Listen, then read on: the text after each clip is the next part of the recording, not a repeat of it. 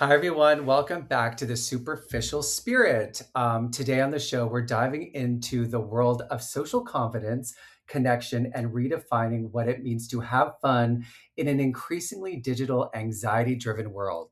My guest today, Evan, better known as the party coach, by the way, this is like a job I wish I had thought of, is the founder of Party Coach, a coaching practice centered on helping people rebuild sustainable social lives, deepen connection, and show up authentically in the real world. Evan didn't start with a typical coaching background. His journey began in music, nightlife, and personal growth, very similar to mine, and ultimately led him to ask a simple question: Why do we struggle? Why do we struggle to connect? That's a great, great philosophy. Thanks for being here, Evan. Peter, thanks so much for having me. I get a lot of like emails from people who are like pitching to be on the show. And yours came in, I think the subject line was like party coach or something. And I'm like, what? What is this? And it was so like, I don't know if you use anything for your outreach, but it was like very perfect for me, for the show, for a recent guest. So I'm really excited to talk to you about this whole philosophy. Well, thanks so much for having me. I always love to start with what does your party life look like now? How do you party now? Listen, listen. So, I mean, okay, I started this show 5 years ago, taking a few breaks, but like my entire 20s, I was like club kid, like hardcore club kid. Yeah. At least 4 nights a week, definitely drugs, lots of drinking, wanted to be famous, did music. And I found that for a very, very long time, despite the, let me see, uh, extreme hedonistic, like in retrospect, I found so much inspiration from it, especially as somebody gay growing up in Alberta, which is a conservative part of Canada. I just loved it. I felt like I could be myself. I could explore different sides of myself. I was meeting people. I never really felt like it was out of balance until like late 20s. So I've had 10 years of like partying hard. And then it was very confusing because I'm like, wait, I love this, but maybe it's not good. And then figuring out how hard it was to break the habit. Um, so now I would say I go out. My goal is like 4 times a year for big nights. For big Yeah. nights, I socialize differently now. Dinner parties. I have a lot of friends in nightlife, so drag shows, sometimes dancing. But I would say because my 20s were so intense, I've had to. It's hard for me to make it a big part of my life now. Yeah. Yeah, I always love to ask that because people are in such different places with partying. I think one, like post pandemic, just two, like the state of the world, like wellness industry and like the big like sobriety push over the last 5 years. I think we're just in a really interesting time in party culture. Yeah. And I'm someone who always I had to become a party coach because I'm someone who always stayed at the party too long.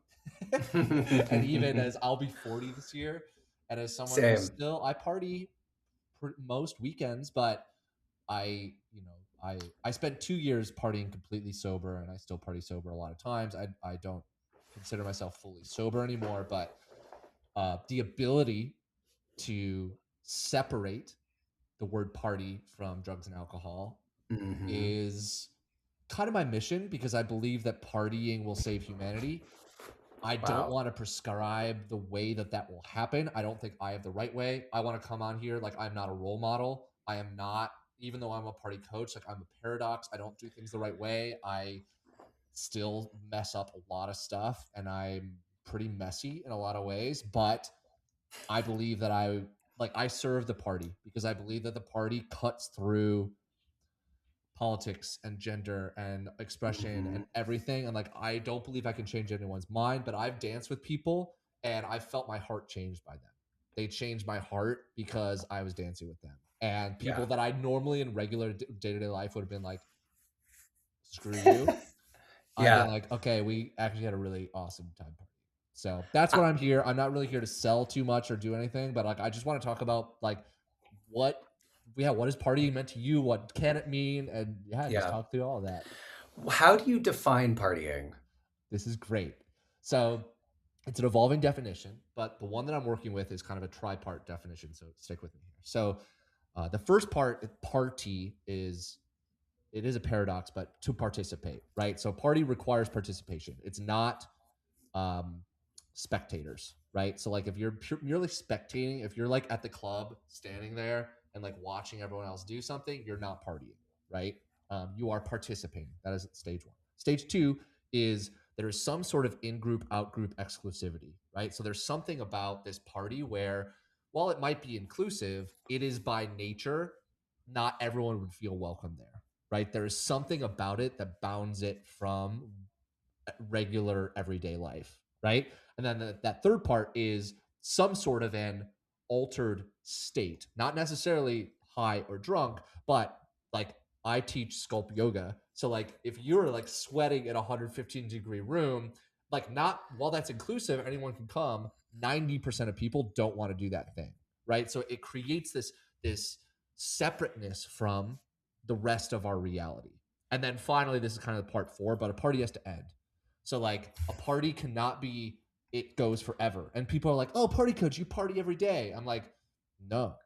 I party because I have to end my parties. And because I can end the party, sometimes I I believe that like that's what it is. So sort of those things. But that can mean yes, you could be drunk or high or sober or all those types of things. But unless it contains some of those elements, I don't think it's a party. I think a lot of people try to make like I don't know. I've spent a lot of time in wellness circles and spaces and even some like ecstatic dances or like, spaces that are just people are trying too hard and they're trying too hard to be inclusive or they don't have some sort of an altered state. They're just manufacturing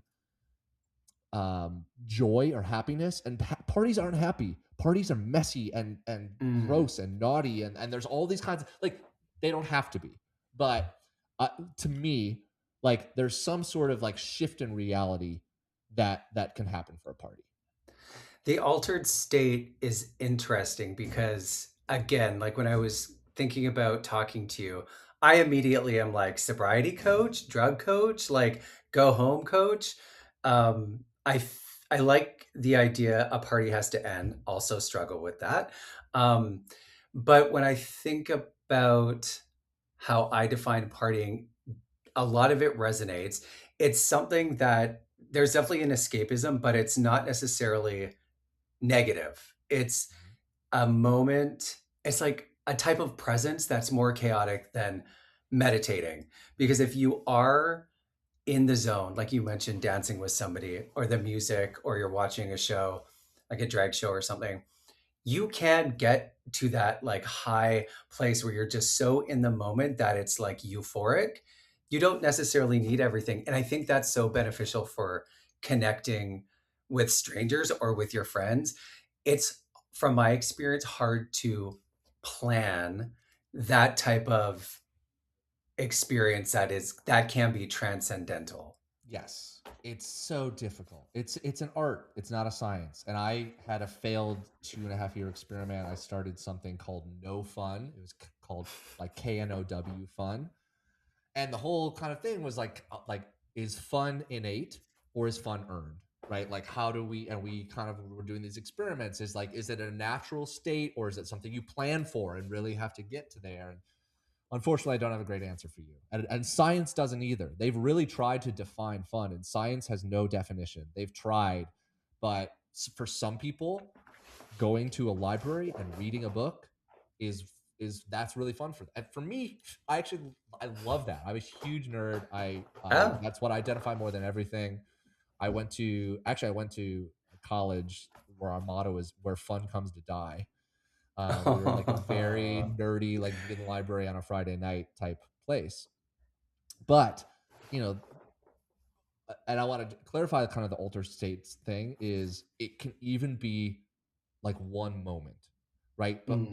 like the moment when we sing happy birthday to our grandma and like we get that like well up of tears, that makes it a party, right? But if you just go to like a place and like it's just like hanging out, right? And everything is just kind of the regular, or you go to a corporate event and it's like, all right, now we're all going to like sing our values together and you feel flat and you feel nothing, that's not a party, right? You kind of opt into whatever that altered state is. It's like a disruption in your natural state. Yes. Good or bad, because I guess you could have a polarizing experience that's not necessarily positive. I don't know. What do you think about that? Yeah, and so this is the other thing is partying is I'm not here to say partying is positive. It's gonna do it. I think escapism and numbing are so vital for the world we live in. And like, if I didn't have a place to go numb after like my mom died or my friends overdosed, or I'm a gay kid in the Midwest, and like like Yeah. hating myself, and I was in a fraternity, and like I would go up to like Boys Town, Chicago, and like be able to drink and turn off my brain and like make out with dudes. Like that was so important for me. And I Yeah. don't think I know I would not be alive today if I didn't have messy places to go do those things. And Uh, f- yeah, no, you finish your thought. You finish your yeah. thought. I'll just add that, every pretty much every civilization you go back and I'm working on a book right now of kind of the history of hedonism and ritual, and you know sitting around a fire and imbibing whatever, or even just like the initiation rituals that many civilizations would have to go through, involve some element of removing the self from the body, right? In some sort of a way. And it's not always pretty. In fact, it's very often not. And we've removed many of those rituals from our society. And the lost, um, you know, children of are coming up right now, we're not giving them a lot of tools. We've taken away a lot of like the messy ways that you would kind of self-initiate yourself into a society. So anyway, we can unpack that a lot a bit. Yeah, I feel like when you say that, especially as a gay person, um, it's like you gravitate towards nightlife because there's something you're not understanding or you're craving community. I'm turning 40. I just turned 40, I should say. So, Yes, yeah, congrats. same like I guess it's been enough time of a life that you can look back and assess a little bit. But there is a difference between like you are escaping, numbing, whatever, because you are naturally getting pulled into that space. And it could be from the outside, problematic, self-destructive, but that's more of like a judgment from what society says we should be doing to heal or connect, because there's a lot of people who go out and have these crazy messy nights, and it fills their spirit, right? It's like eat the chocolate cake. It maybe will make you fat, but like, is that okay? And it's that line between healthy versus not healthy, and then what part of that is projected because of what we have built, the structure we have built of proper self-care. I had a friend recently, like Bender's bathhouse, like just really for the first time, late 20s, early 30s, exploring this. And he calls me on Monday and he's just like going through it. And I'm like, I've been there, bitch. Like, first of all, your chemicals will relax, give it till Wednesday. But now that I'm like 10 years older, I saw that he was just figuring it out and going to these places where other gay guys were, and seeing what they were doing, trying it, and then coming out and being like what worked and what didn't. But being able to talk to him made me feel better about this stuff I judged myself about with drugs and sex and all that. And I had so much more empathy for him because he wasn't trying to self-destruct. Somebody might say that, but he's on a journey of like cracking himself open. Yeah, yeah. Do you, if you had a magic wand and could, like eliminate all the suffering and self, all of that, if you could essentially eliminate suffering from the gay experience, would you do it? Oh my God. I mean, they're so synonymous. Like, I don't know. I don't feel traumatized. I feel happy and confident. But when I've gone to therapy, there's so many things that are just part of me that I don't realize are like trauma or whatever pain. So I don't know what that means. And also, all of the vibrant things about us came from oppression, sex, drag, drugs. It was all because we couldn't do anything. So, what the fuck? We would be so boring, bitch. I don't want to lose that. Yeah. So I get into trouble around this is I obviously like I don't seek out like we should have more shame in the world, but I'm hesitant to say that reducing shame is the answer to much of anything. Yeah. um Yeah. I have controversial opinions about why I think our souls come to this experience. I truly believe like we are souls that come into these human bodies to experience like all of it and to have the full spectrum of the human experience. And I now look back on so many things that I despised or hated at the time as catalysts to humble me and help me hold a bigger space for other people that are coming behind me, because I think the most powerful force in the universe is not love but boredom. And I think Ooh, that that's that good. I think that God is bored, and that all of the things that we get to experience are because God is bored, and I would be bored if I was God. And all of these things that we get to experience is because God is bored. And so Wow. that's what we're here Wow. to experience. The Christians, they're gonna love this. God is bored. I That is a really interesting statement. Controversial for sure. I mean, what I'm curious about is like I would say it's not a common experience to have this kind of sacred idea of what partying is.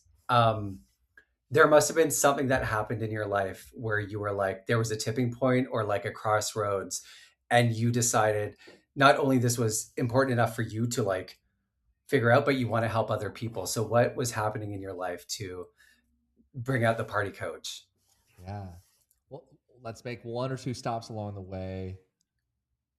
I do remember like getting to college, and I was like joining I was the first like gay guy coming out in my fraternity. I remember we were doing like a keg race, and like everybody like like drinking beer and like beating their chest, and like I just felt I was like there's something sacred about this. I don't know what it is, but there's something here that feels just very primal.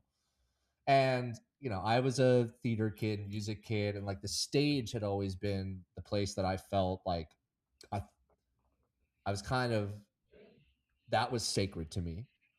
But partying became a place I was like, oh wow, like I'm no longer on stage. The stage is I'm with everybody together, and we're all like on the stage together. And I like get choked up when I think about just that feeling of being together with people in the pit of the party. And so like that I knew there was something sacred about it then. And then I went off to become coke addict and just all the things that we do. Uh and isolating, and like all the dark things that come alongside of it. But zoom forward, I was working at a music label in LA, and COVID happened, and I remember. Do you remember people were trying to do the DJing like on Twitch and on Zoom? Oh my God, the party rooms. Yes. And I was in some of these like Twitch like party Zooms, and I remember like going off into a side Zoom and like doing coke with people in like a side Zoom Nice. and shutting my computer at the end of it, and just sitting in my apartment in Venice Beach and being like, this is not it, right? Whatever was sacred, I have desecrated it. And of course, shortly later, I got let go from that job, and I was like, well, what am I going to do? I just started making TikToks, and I had always wanted to support and help people. I had done some coaching and other things in other areas. And as I took on clients about habits, people started to say, I was going to parties on the weekend and still doing other things. And it was like, you should be a party coach. And I was like, that sounds obnoxious as hell. Very millennial.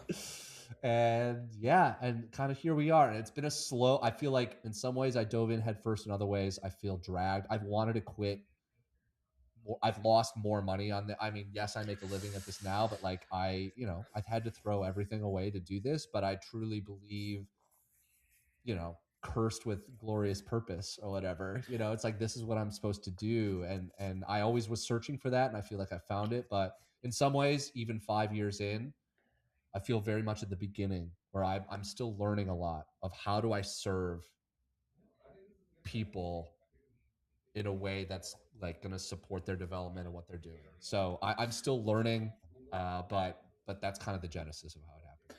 I'm really curious about like specifically what you do with your clients, but before that, you mentioned cocaine. That was like me and cocaine, honey. We got a long history. The first time I did cocaine, I dressed in all white because I was so enamored by it before I even did it. Paris Hilton, Lindsay Lohan, that Hollywood vibe.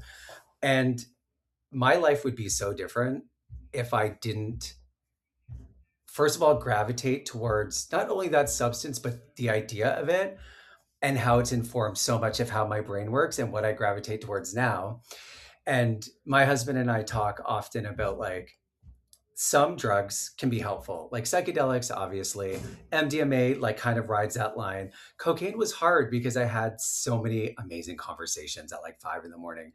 But I think when you're younger, there's like buffer, you bounce back, but it became harder to justify. Like, is this act? First of all, you realize the conversations are shit. They're not going to go anywhere, but I still have an emotional connection to it, and I'm always in my mind, despite not really doing it, trying to justify it so bad. Because when it was fun, and I'm Yeah. curious, when you are helping people or thinking about your own journey, how do you consider substances in somebody's partying lifestyle?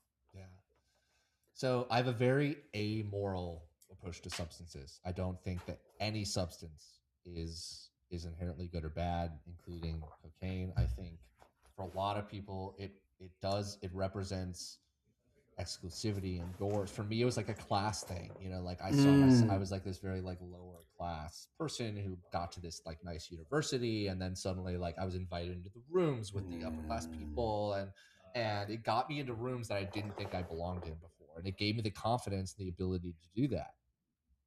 And there's a lot of people that like are able to do it, and again, I've seen it destroy people's lives, and I've seen it be totally fine in a lot of other people's Yeah. lives too. So I have an amoral stance to it, but I have a process that's called the party within. That is this idea that if you within each of us is this party, call it, you know, your spirit or God or you know, even just, you know, your like love for life or like why am I here on this planet? That unless you're able to come from that place of creation before consumption, you're not able to party, right? So if you Mm. believe that you have to consume before you party, if you are not able to bring that party within to start, then you have a problem. And so I have people that I work with that are many years sober, maybe people that are just starting out. I have people that have no interest in sobriety but merely want that possibility of I want to be able to go to a place and my first thought is not what do I get at the bar? And all of those people are welcome in my types of programs. I'm not really interested in people that want like confidence, you know, like give me confidence. We can get there, but I think there's other people that might do that better. But if you're interested in a pretty radically different way to look at why do we party and what do you have to offer, that's what I have. Tell me more about your clients and the kinds of problems or areas of conflict that they come to you with. Yeah. So this again has evolved and changed over the years.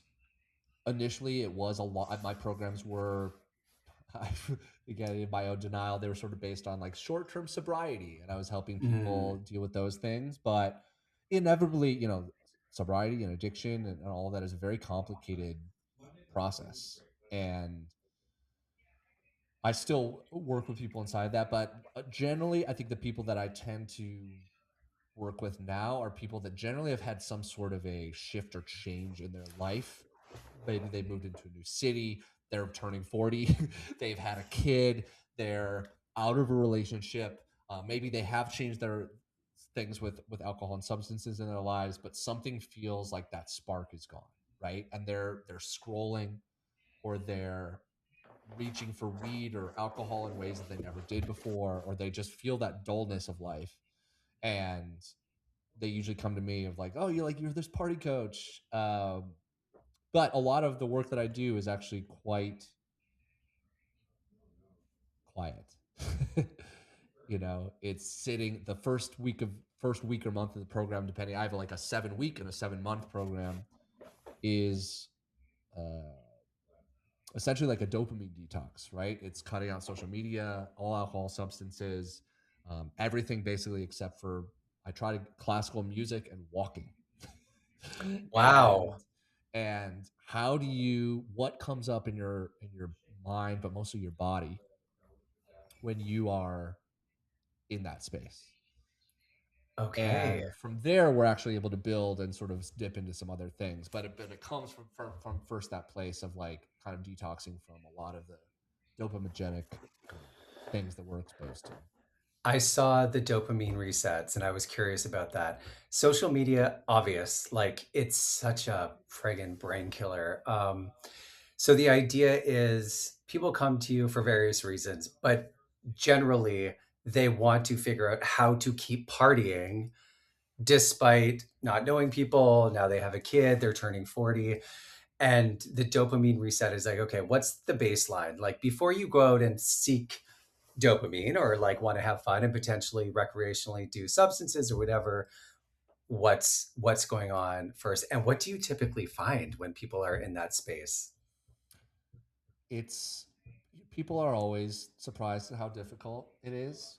I find so I'm Man, I mean, I've been struggling with the social media more. I'm about to redo my own program for the first time in a couple of years. I'm going to do the whole thing on TikTok and sort of go through. I'm going to do the 7 week version of what I do, and I'll be lying if I say I wasn't scared about what I might find, which is, my reliance. I built a little bit of, I don't even have that much, but like a little bit of an anchor in my identity in social media, or sort of who I am. And it's like, to spend time away from that, I notice I do things like I leave my phone in my drug cabinet at night and I try not to check it. But like that first, when I pull it open in the morning and I get to see my Uh, notifications in the morning, oh, honey. it feels, it's like it has a similar dopaminergic feeling to ripping a line. Yeah. And I don't love that. I But mean, you like it, but yeah, yeah, it feels but good. yes, yeah, Um, yeah, I was gonna say something about, oh, you're building a business. You have no choice but to be online. Like yes, when I have a podcast, I also do music. There's so many things that I'm forced to like whenever I get into like a TikTok thing, I'm like all of the content creators are like, if you want to blow up on TikTok, and it's like, spend 24 hours online, post 52 times a day. I have friends who are full-time content creators. They work way harder than I do in my day job. So that balance I sympathize with because if this is your full-time job, you have to. yes. Yeah. So coming to terms with that as a reality, and also knowing that, I would make the same excuses when I worked in music. And I was like, well, I have to, we're out drinking and networking all the time. And, my bosses would ask me for the bag, and it's like, I eventually cut that stuff out and had a great time, and there's ways to do it and build that in. But it's coming to terms with, I'm not big on like finding the root cause. Like I don't think the root cause matters. It's about building a life in the present and future that is big enough that I don't need to rely on those things. So yes. And so that's another thing, is people are always like, what's like your root cause and your trauma? It's like, if that helps you, go find it. It's never really helped me. My life is expanded when I've gotten realistic about my present, build a future that I'm excited about, and what are my habits that are helping me through today. Um, I Yeah, I relate to the roots thing. I mean, I've talked for hours to therapists. You never really uncover anything other than I like to party and I want to be famous. yes, yeah. Ultimately, that's what it comes down to. I Um, have said that exact same thing to my therapist. I was like, you just got to work with it. Um, I guess the critique that coaches have in general is like, what's your qualification? If you are telling people to de-dopamine and they fucking get all of this shit come up, how do you help guide that if you're not a therapist or a psychologist or a doctor? Coaches seem to be experiential. Like the life experience I have is here to help you. But partying specifically is a pretty touchy subject. I mean, you've already mentioned a few times you have controversial ideas. So if you mix, not saying your clients are addicts or alcoholics, but that space is, I guess, more prone to it. So how do you respond to those types of critiques for your work? Yeah, I think they're accurate. I welcome them. You know, I'm very clear from the get go with everyone that I am not here to diagnose, to heal, to work with anything. I talk about kind of habits and possibilities of what we're going to work through. And although again, there was possibly some early time when I was like most overconfident young coaches, you know, like maybe promising some things or talking about, you know, I'll help you like, you know, go 7 weeks alcohol free. And I don't talk about any of that stuff at all anymore. And, and I really do try to be humble and be with, I don't see myself as a place of authority. I walk with my clients. I'll be on the phone with them as they walk into the party. Um, and really try to be with instead of a you have to follow what I say. How do you know if your program is successful? What do you mark success as? Yeah. So I'd say two ways. One, I definitely am checking in and kind of asking for people, but the I try to measure it in like so weeks kind of 6 and 7 in the program. Week 6 is like host a ritual, host your own party, and having people like go off and like create their own thing, and they're starting to throw their own parties, and it sort of builds out from there. So as I get reports back from people who so oftentimes they do it in the program, but I have people that I coached years ago that are like, I just, you know, I redid the program and this thing is happening. And so I hear back from people oftentimes. I don't know about you, but you know, a lot of the personal development or courses I've taken, like I'll do it and then I won't really do it. And then years later, I'm in a different place where I can sort of come back and reacquaint Mhm. myself with it. Um, so I'll be honest, sometimes I'm like, am I really making a difference? I don't know. But I actually try not to quantify it because I do believe that I'm serving something that's bigger than me, Mhm. and I don't want to put the pressure on people that to like have to perform for me. I just want them to live their life in a way that they feel like is moving forward instead of overthinking. Like maybe opening the door for a new way of thinking and moving confidently towards the goal and letting that be. It's hard to quantify, but when you know you're in that space, you can tell. Yeah, I think I resonate with that. We've explored modern spirituality on my show a lot, which is like tarot and manifesting, and it's so seductive to be like, I'm gonna manifest love. And all those people are single, by the way. They don't have money unless they're selling the books. So there was like a huge obsession and then a disenchantment around COVID. And you've mentioned that a few times. Like, I don't know how would you define it, but there's a falseness of like the wellness raves or like the love things. How do you separate yourself from them? Because I'm sure you attract those woo-woo people. Yeah. Well, I'll open with, you know, where are you with kind of your spiritual practice or where are you Me at? personally, Yeah. so my spiritual like experience is an ongoing like internal dialogue. So definitely higher power. I when I try and define it, it's peace, inner peace, silence, stillness. That's how I feel most connected to the universe or to God.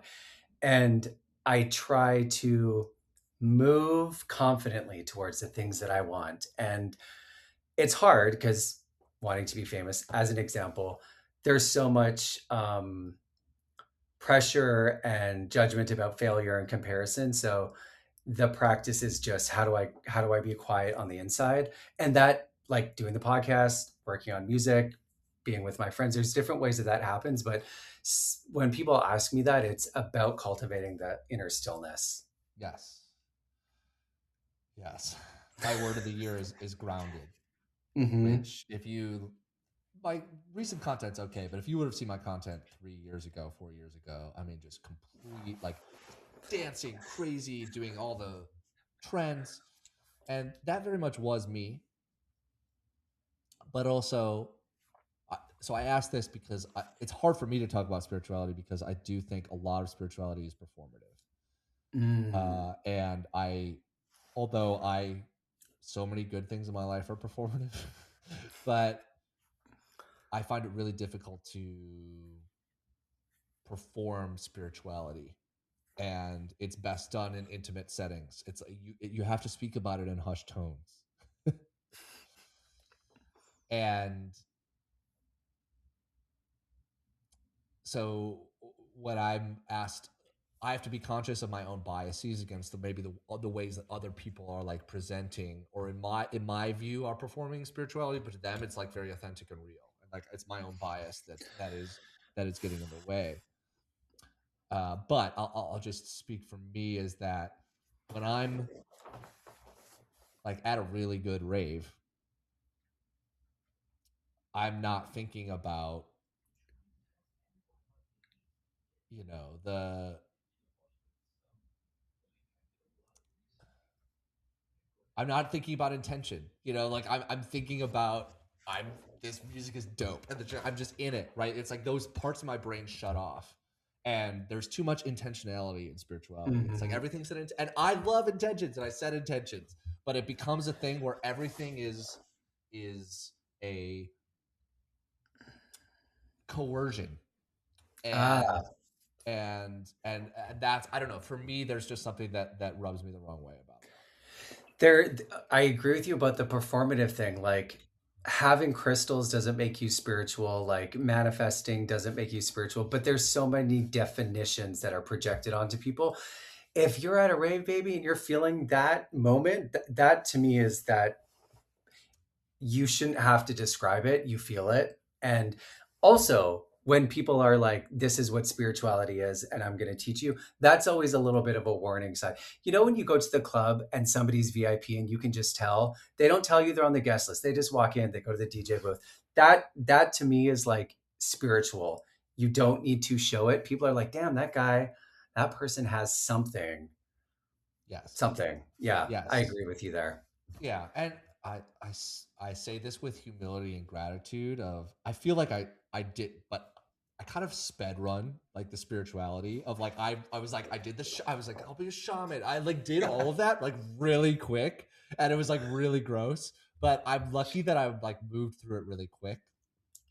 But I see people that just stay in this like ego spirituality for a really long time, and at least my impression of it is that like embodiment, quiet. And again, why I go on these podcasts is like I don't have the right way to do anything. Like I am, if take what take what resonates, leave the rest. I might be completely full of shit, and I don't know. I pray and I try to like make the next right action, but a lot of times I don't. And those are the people that I tend to gravitate towards, are like the Alan Watts type people who are like, I'm kind of a screw up, but I'm going to share with you what I've learned and hear. And at least for me, that's what Yeah. really resonates with me. You talk about something called social fitness. What's that? Yeah. So this is when we talk about practicality and not overthinking. I've spent so much of my life. I rarely regret things, but I overthinking is just a big one for me. And social fitness to me is like the reps, right? So like we know, like if I go to the gym, if I want a little bit, bigger triceps, I just got to do reps, right? Of this kind of a thing. And so I think COVID kicked a lot of us loose from our social fitness, where we put up our boundaries and we protected our peace, and we stopped doing the social reps of the things that like made socializing easy. And now the things that were once very easy take huge effort. like showing up at my friend's house without calling first, or the hangouts or the dinners, like those started to feel so difficult to me. And so to me, social fitness is like knowing that it's probably going to be uncomfortable to do things, but like I'm going to show up in the reps and I will feel stronger. Somebody showing up to my house unannounced. I don't even want a phone call. Like, don't call me. Certainly don't FaceTime me. I mean, just you saying that was like, ugh. Like when people are in my neighborhood and they text me, it's like, oh, I don't know why. They come over and I enjoy their company. But what do you think that is? Why are we suddenly like we need to plan the interaction? This is this specific thing is fairly new that I've been thinking about this, because I have I moved back to Chicago a couple years ago, and a lot of my high school friends are still here, and they live in the suburbs. I live in the city, but I go back and I'll stay with kind of my dad, and they have kids now, but I would like text them and I could like never get through, and I started literally just driving to their house and going and showing up. And they were like, the first time they were like, "What are you doing?" And now they're like, "This is the best thing ever," and they love it. Wow. Um, Okay.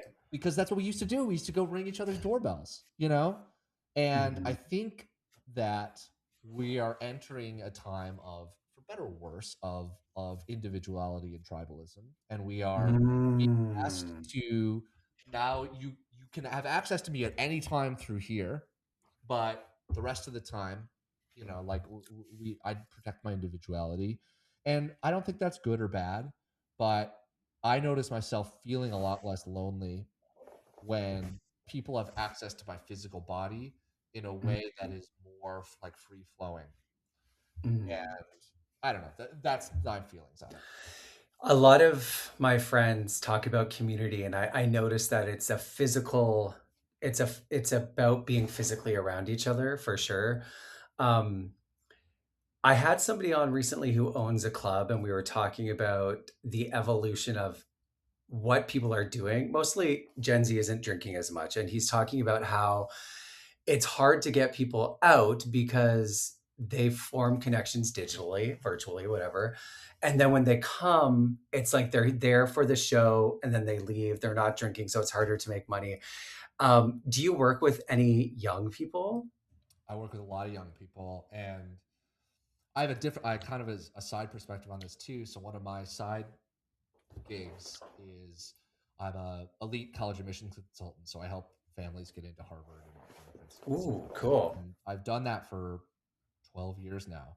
And so I've been able to see high achieving 17 and 18-year-olds going into college, and who often will kind of stay in touch with me, or I'll kind of see them through the process. And just like what do they like to do, and what are their extracurriculars? How do they socialize? And stark difference in the last 3 to 4 years of just an ability to have eye contact, even even here. Yeah. Um, disinterest in social life almost entirely. I used to always ask. I was like the cool admissions officer. It'd be like, like, what do you do with your friends on the weekend? Where's the parties at? And I was like, there's like, this is good. Let's use this in your essays. Let's make you human. You're not a robot, right? And this is why I'm effective at that job, is because I help them integrate kind of the messier social sides of themselves with the intellectual pursuits that they're interested in. But there's almost none of that now. And again, I'm an optimist in so many ways, but I'm just really worried about the ways in which we've over comforted and overprotect. And this is our fault. This is our fault as millennials and Gen Xers, who have created an environment that is overly safe and uh, kind of devoid of it's Yeah. anxiety has filled the place of what a lot of the things that we got to go out and experience in the world. I mean, talk about the benefit of going to a club, being uncomfortable and friggin' messy, like getting through that messily, is that a word? But getting to the other side and having a better sense of who you are.